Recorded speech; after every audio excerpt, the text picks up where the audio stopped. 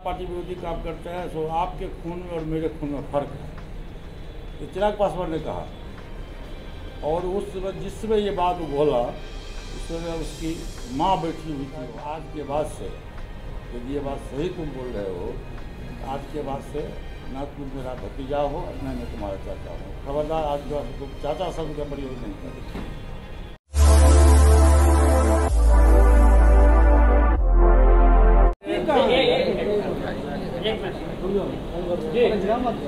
Press conference बुलाने का मुख्य उद्देश्य है कि जब भी मेरा बिहार में प्रोग्राम होता है तो कहीं न कहीं घटनाएं घटती हैं। जैसे परसों मोकामा में चाराडी में बाबा स्वर्ण में हम लोग का कार्यक्रम था। इसके पहले 2 बजे से लेकर 4 बजे तक चिराग पासवान जी का कार्यक्रम था। 4 बजे से लेकर 6 बजे तक हम लोग का कार्यक्रम था। वहाँ चिराग पासवान जी के प्रोग्राम के बाद काफ़ी असामाजिक तत्व मंच पर चढ़ा हुआ था, जबकि बिहार सरकार का निर्देश है कि दारू पी के कोई नहीं जाएगा।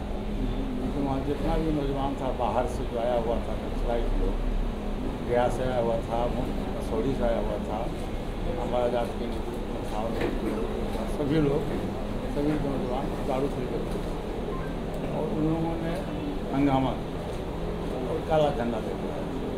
आपको याद होगा कि इसके पहले भी जब हम भारत सरकार के मंत्री बनकर पहली बार आए थे और हाजीपुर जा रहे थे, उसमें भी इन लोगों ने काला झंडा दिखवाया था। इस ढंग से पार्टी में बहुत ज़बरदस्त साजिश चल रही है।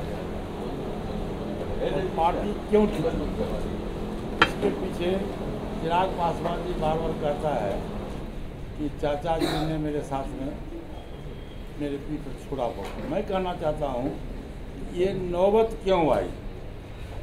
हम लोग जब लोकसभा का चुनाव में एनडीए गठबंधन से चुनाव जीते गए थे, जब विधानसभा का चुनाव हुआ तो स्वर्गीय पासवान जी की इच्छा थी कि एनडीए गठबंधन के तहत हम चुनाव लड़ें। उन्होंने मुझसे भी खुद कहा था कि पारस देखो ये सब गलत काम कर रहा है, तो एनडीए गठबंधन में चुनाव लड़ो।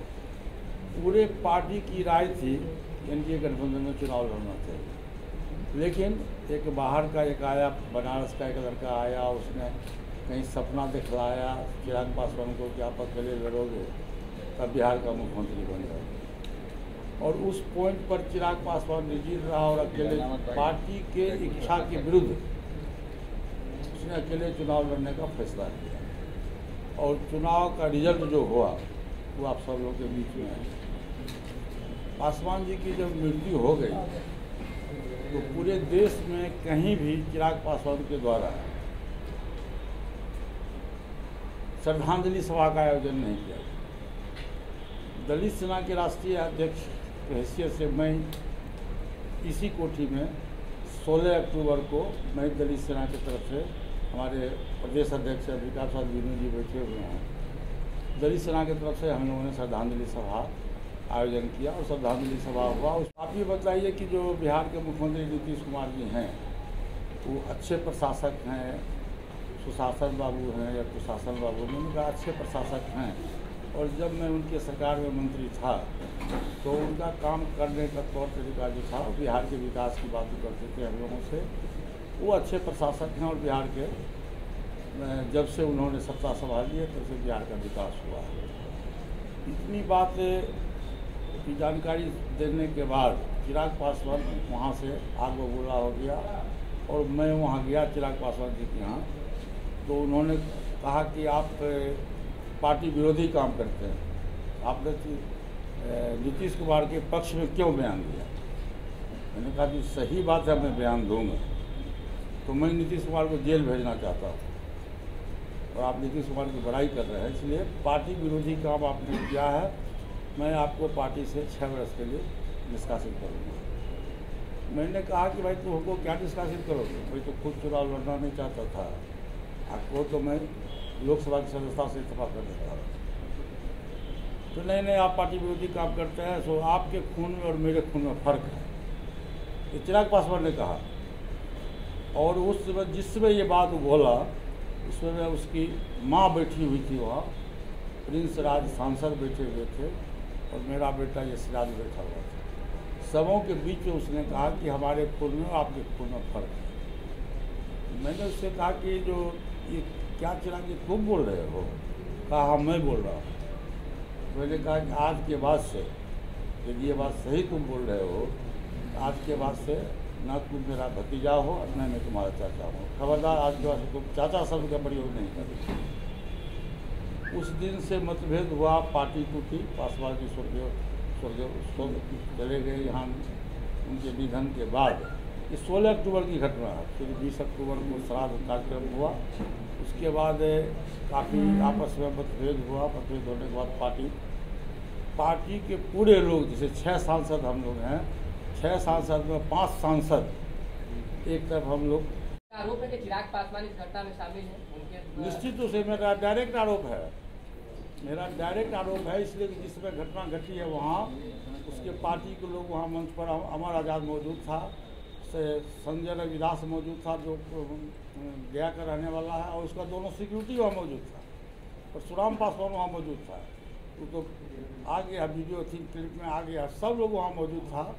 और हमारे चूँकि 4 बजे तक चिराग पासवान का प्रोग्राम था, 4 बजे जाने के बाद जैसे हम लोग को प्रोग्राम की जानकारी मिली तो वहाँ सब लोग दारू पी करके मंच पर चढ़ गया और गुंडागर्दी किया। दोनों तरफ से पुलिस को लाठीचार्ज करना पड़ा।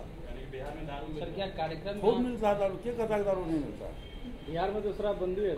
हाँ शराबबंदी है, लेकिन गलत ढंग से मिल रहा है, इसमें कहाँ दो रहा है। आज़ाद, आपको अमर आज़ाद का नाम सुने होइएगा। 16 अक्टूबर 2016 को जब यही पासवान जी जब यही बाबा तो हनुमान जयंती में जा रहे थे, उस गाड़ी में चिराग पासवान ही बैठा हुआ था। इसी अमर आज़ाद के द्वारा फतुहा के आसपास में पासवान जी को काला झंडा दिखलाया गया था। वो अमर आज़ाद का ग्रुप वहाँ था, और प्लस संजय रविदास जो गया का उसके पार्टी का पदाधिकारी है, उसके ग्रुप का लोग वहाँ था। मैं तो नाम ले रहा हूँ, मैं नाम FIR में करवाया हूँ। आज जैसे चिराग पासवान आरोप लगा रहा है कि 12 जनपद हमारे चाचा ने खाली करवाया, या 12 जनपद जब खाली हुआ तो हमारे चाचा जी भारत सरकार के मंत्री थे, इन्होंने कुछ बोला नहीं। तो भारत सरकार ने 6 बार नोटिस दिया चिराग पासवान को कि आप बंगला खाली करो। फिर कोर्ट ने आदेश दिया कि बंगला खाली करो। जब इसने बंगला खाली नहीं किया तो प्रशासन ने खाली करवाया।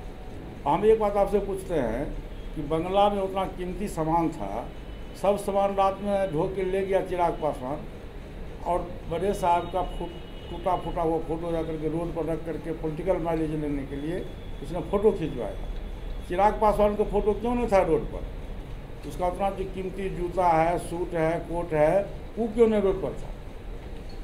रीना पासवान का फ़ोटो क्यों नहीं था रोड पर? किसी पासवान जी का फ़ोटो था। और 12 जनपद खाली हुआ, आखिर इसके लिए दोषी कौन है? मैं तो कहता था तुम गठबंधन में चुनाव लड़ो। आज गठबंधन में चुनाव लड़ता तो 12 जनपद भी रहता और भारत सरकार का मंत्री चिराग पासवान नहीं होता। बिहार में हमारी हम सरकार के भागीदारी होते, हमारा बिहार में 4 को 5 को मंत्री होता, 15-20 हम विधायक होते। तो ये तो उसने ही किया न, तो बिहार का सपना दिखला दिया उसको कि बिहार का मुख्यमंत्री बन जाओगे, तुम अकेले लड़ोगे तो बिहार का मुख्यमंत्री बन जाओगे।